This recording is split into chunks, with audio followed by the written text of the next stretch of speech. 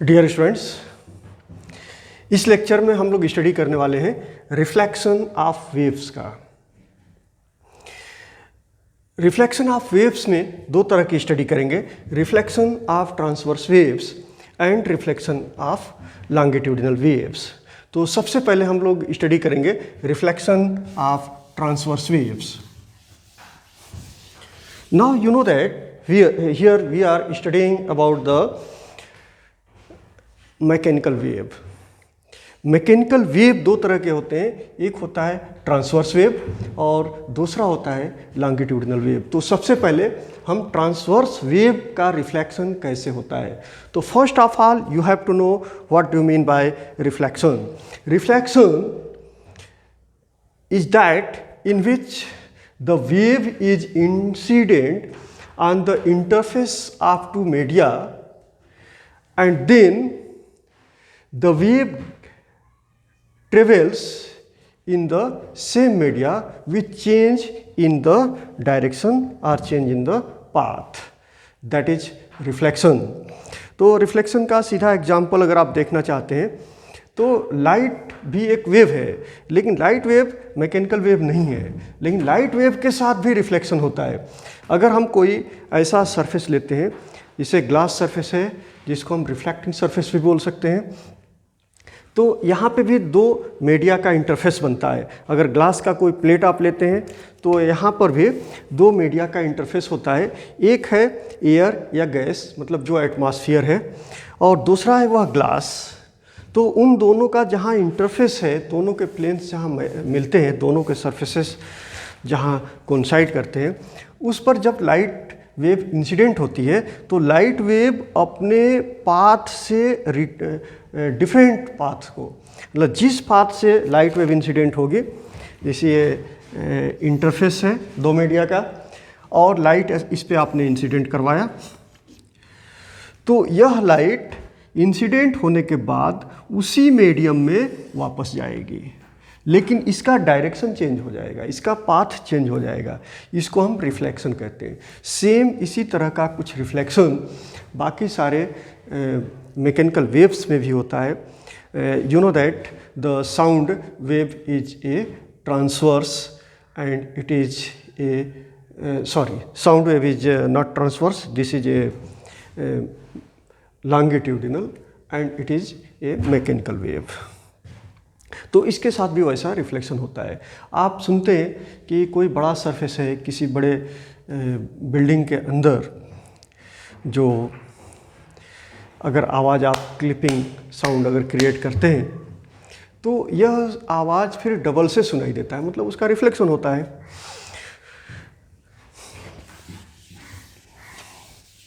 Now reflection of transverse wave।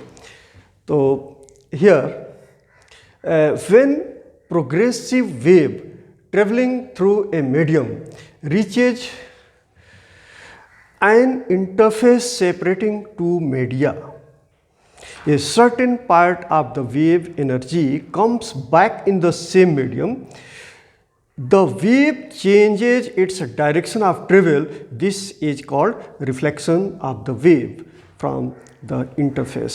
तो यहाँ पे हमने ये देखा कि जब लाइट इंसिडेंट हो रही है, कोई भी ट्रांसवर्स वेव है या मैकेनिकल ट्रांसवर्स वेव है, तो इंसिडेंट होने के बाद, कहाँ पे इंसिडेंट होने के बाद, इंटरफेस ऑफ टू मीडिया, तो टोटल का टोटल ये रिफ्लेक्ट नहीं होता है।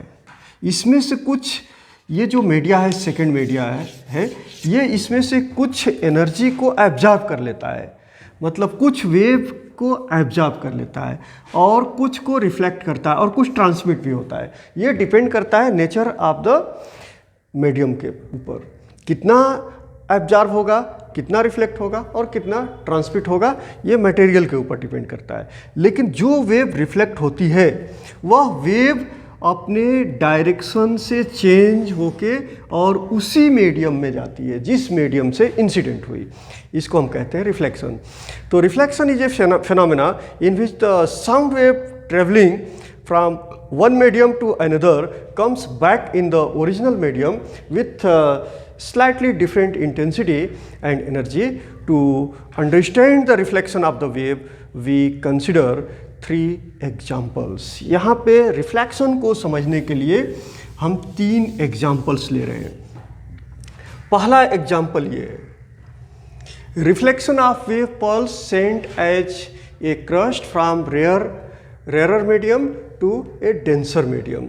तो सबसे पहले हमको ये समझना है कि हम यहाँ पे ट्रांसवर्स वेव की बात कर रहे हैं। और ट्रांसवर्स वेव कौन सी वेव है?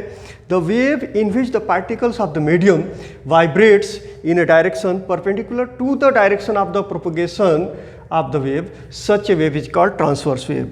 मतलब कि जब कोई वेव किसी मीडियम से प्रोपगेट करती है तो मीडियम के पार्टिकल वेव प्रोपगेशन के परपेंडिकुलर डायरेक्शन में वाइब्रेट करते हैं, तो इस वेव को हम ट्रांसवर्स वेव बोलेंगे। तो this type of wave is called transverse wave. तो यहाँ हम ट्रांसवर्स वेव के रिफ्लेक्शन की बात कर रहे हैं, इसलिए जो वेव हम कंसिडर करेंगे वह ट्रांसवर्स वेव होगी। तो you know that in transverse wave repeatedly, alternately, periodically, the crust and troughs are produced. This is called crust and this is called trough. This is called crust and this is called trough. तो यहाँ पे जो pulse बन रहा है, wave pulse, वह crust और troughs के फॉर्मेशन में हो रहा है। तो पहला एग्जाम्पल हमारा ये है, the first example is reflection of wave pulse sent as a crust from rarer medium to that of the denser medium. Now take here a string, one end of the string is fixed on this rigid support. String के एक and को B point पे हमने fix कर दिया, ये rigid है। दूसरे एंड को जर्क दिया, jerk up and down. Up and down क्यों दे रहे हैं? इसलिए कि हमको ट्रांसवर्स वेव प्रोड्यूस करना है। और ट्रांसवर्स वेव में पार्टिकल्स ऑफ द मीडियम कैसे वाइब्रेट करते हैं? Perpendicular to the direction of the propagation of the wave. तो यहाँ पे हमने जर्क दिया अप एंड डाउन, तो इसमें क्रस्ट और ट्रफ्स का फॉर्मेशन होगा। लेकिन हम यहाँ पे ले रहे हैं क्रस्ट को, हम कोई भी सेलेक्ट कर सकते हैं, आइदर क्रस्ट की बात कर सकते हैं, ट्रफ्स की बात करते हैं। इसलिए कि हमको एक स्मॉल सैंपल की बात करनी है, तो यहाँ ट्रफ्स भी बनेंगे। Suppose that crust is sent, तो क्रस्ट जाके यहाँ से टकराता है, कहाँ पे? बी पॉइंट पे। तो क्रस्ट जब बी पॉइंट पे पहुँचेगा तो रिफ्लेक्शन किस तरह से होगा, इसकी हमें स्टडी करनी है। तो now here you observe in this example 1, by giving a jerk to free end A of the string, a crust is generated in the string. इस स्ट्रिंग में क्रस्ट जनरेट होगा और यह क्रस्ट जाएगा किधर? रिजिड सपोर्ट्स के तरफ जाएगा, मतलब it will reaches at B. तो you have to observe what happens when this crust move towards B.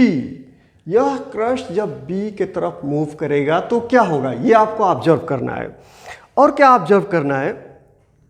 Observe what happens when the crust reaches at B. जब ये क्रस्ट B पे पहुंचेगा तो फिर क्या होगा?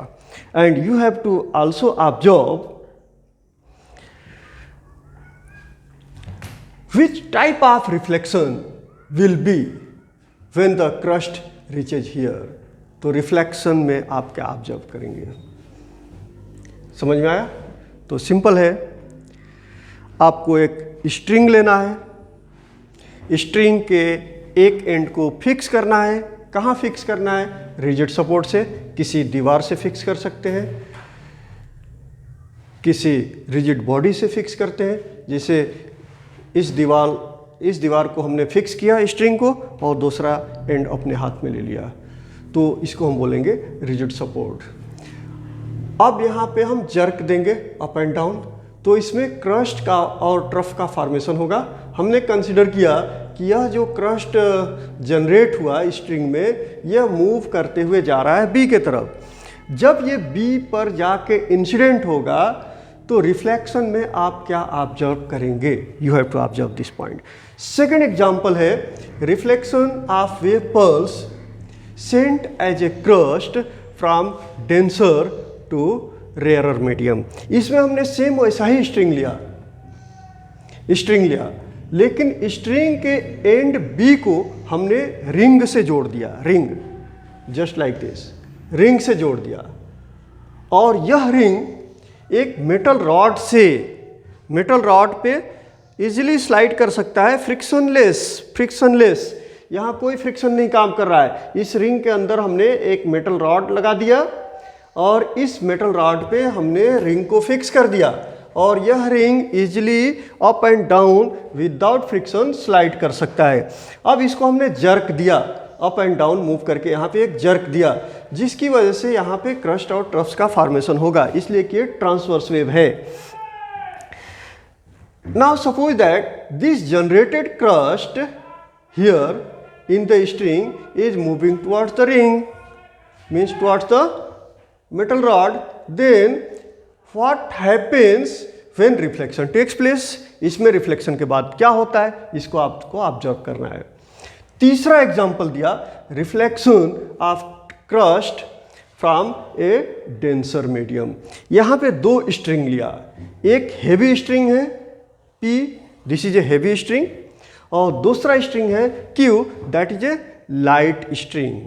तो therefore this heavy string behaves like a denser medium and this light string behaves like a rarer medium। दोनों को ज्वाइंट किया हुआ है, कहाँ पे? O पॉइंट पे। तो O पॉइंट क्या है? जंक्शन है। किसका जंक्शन है? डेंसर और रेयरर मीडियम का। अब हम जब वेव को भेज रहे हैं, कहाँ से? डेंसर मीडियम से होते हुए वेव आ रही है, कहाँ पे? रेयरर मीडियम में। तो रिफ्लेक्शन होने के बाद क्या होगा, किस तरह की एक्टिविटी आप यहाँ ऑब्जर्व करोगे? तो now in this example 3 what you have to observe, now take a heavy string P, lighter string Q। now the heavy string P behaves like a denser medium and lighter string Q behaves like a rarer medium। Produce the wave pulse, यहाँ पे आप wave pulse produce करो by giving the jerk in that string.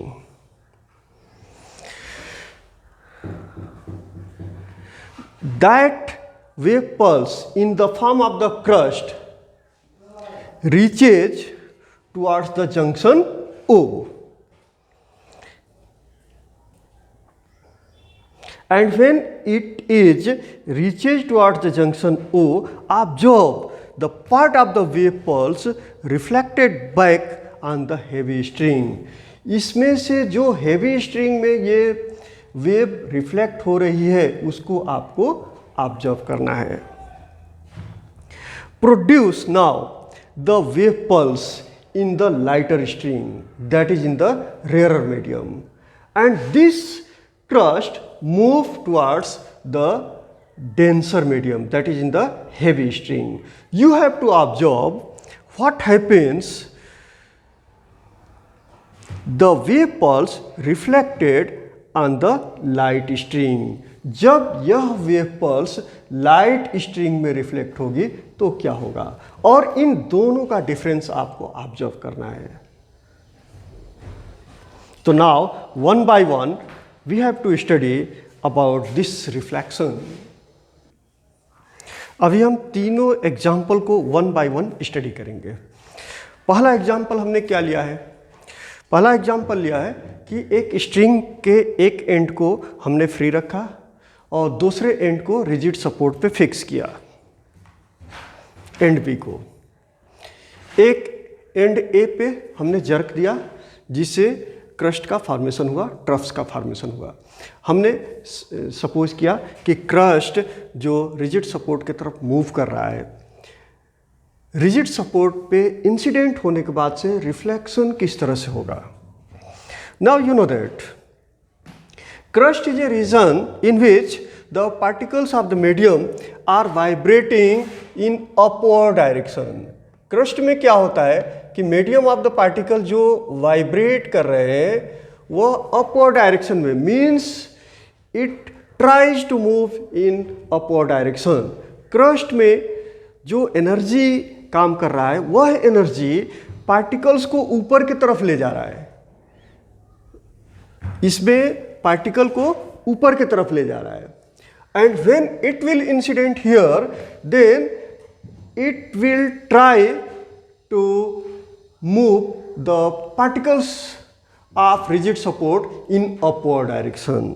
मतलब यह incident होने के बाद ये क्या करेगा कि रिजिड सपोर्ट के पार्टिकल को ऊपर ले जाएगा, ट्राई करेगा ऊपर ले जाने के लिए.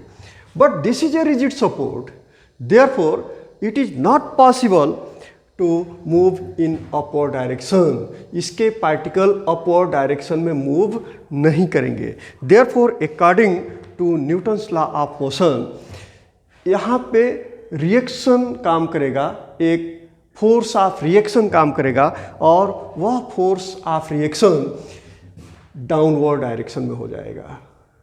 इसलिए ये जो पार्टिकल यहाँ आने के बाद अपवर्ड वाइब्रेट कर रहे थे, अपवर्ड डायरेक्शन में मूव कर रहे थे, वह एग्जैक्टली डाउनवर्ड डायरेक्शन में मूव करेंगे. एक एग्जाम्पल है, ये एक पार्टिकल है और यह पार्टिकल को हमने ब्लैक बोर्ड पे मारा. इस पार्टिकल के मोशन का डायरेक्शन क्या है? Towards the black board. लेकिन टकराने के बाद वह वापस आ रहा है, मतलब कि वेलोसिटी का डायरेक्शन जो है वह एग्जैक्टली अपोजिट हो रहा है.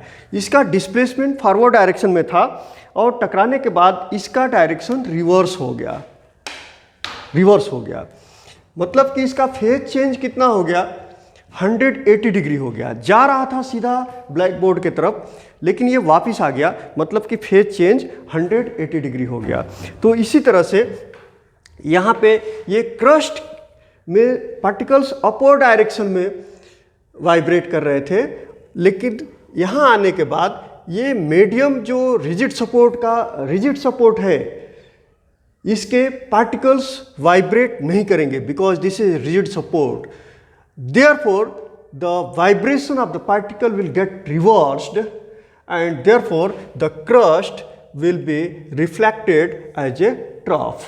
So therefore, in this case, crust reflects as a trough. And if trough is incident here, then trough gets reflect as a crust. And what will be the phase change? Phase change will be exactly 180 degree here. यहाँ पे जो phase change होगा 180 degree होगा, या इसको हम बोलेंगे pi radian. Phase change कितना हो जाएगा? 180 डिग्री या फिर पाई रेडियन. तो therefore you can see there is a phase change of pi radian on reflection from a fixed end, that is from a denser medium. So thus we can conclude that when a transverse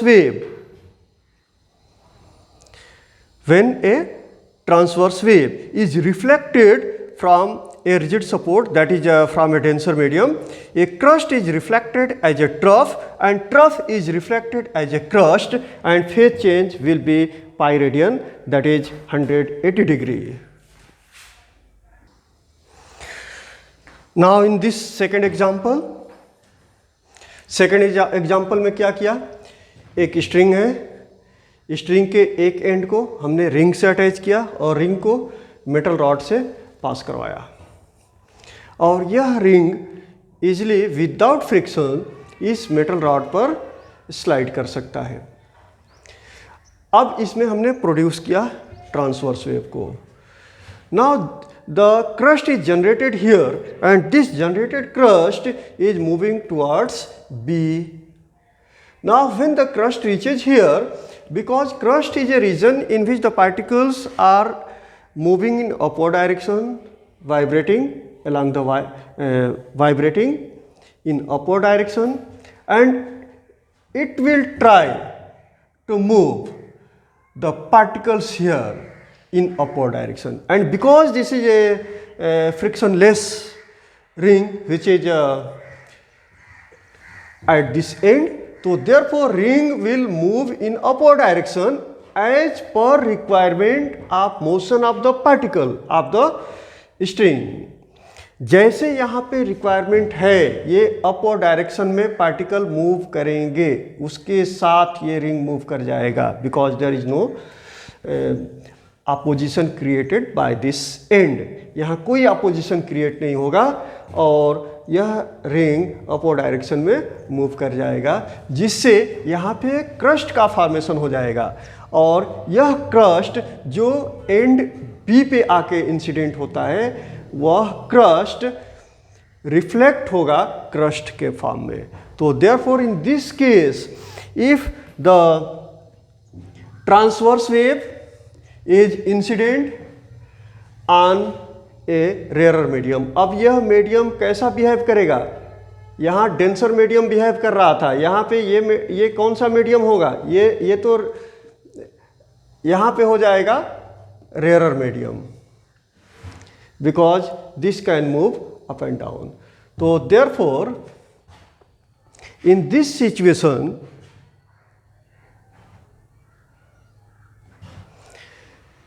if the wave is traveling through a denser medium and reaches on the rarer medium, then crust reflects as a crust and trough gets reflect as a trough. तो समझ में आया? यहाँ पे ये denser medium हो जाएगा और यहाँ पे ये रेयरर मीडियम हो जाएगा.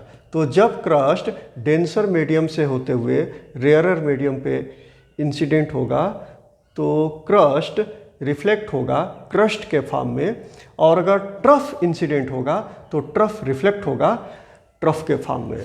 तो therefore you can say the in this case crust reflects as a crust and trough reflects as a trough. And what will be the phase change? 0 degree. Phase change will be 0 degree.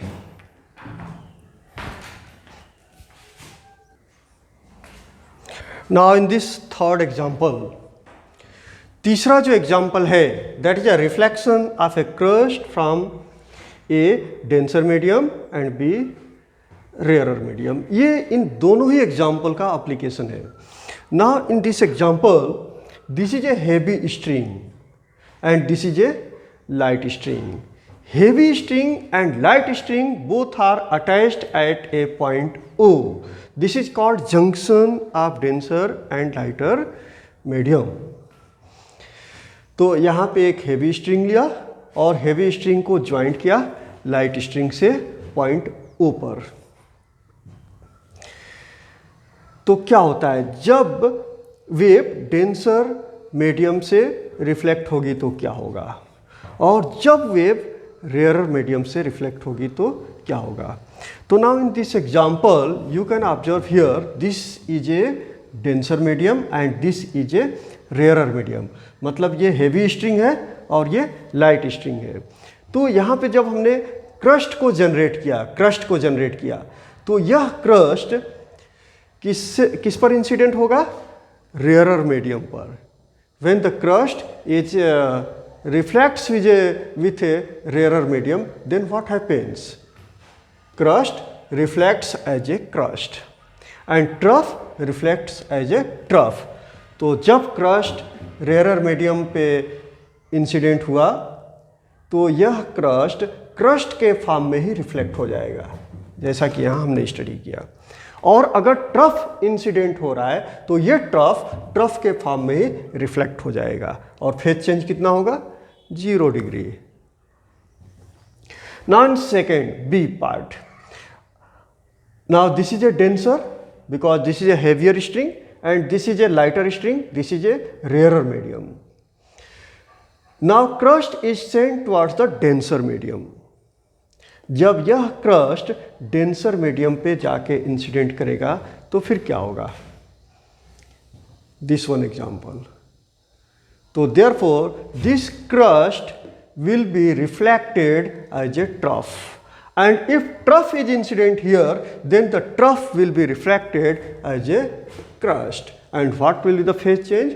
Pi radian or 180 degree. So in this way you can explain the reflection of transverse wave from rarer medium and from denser medium. Now the next content of this topic will be in the next lecture. Thank you.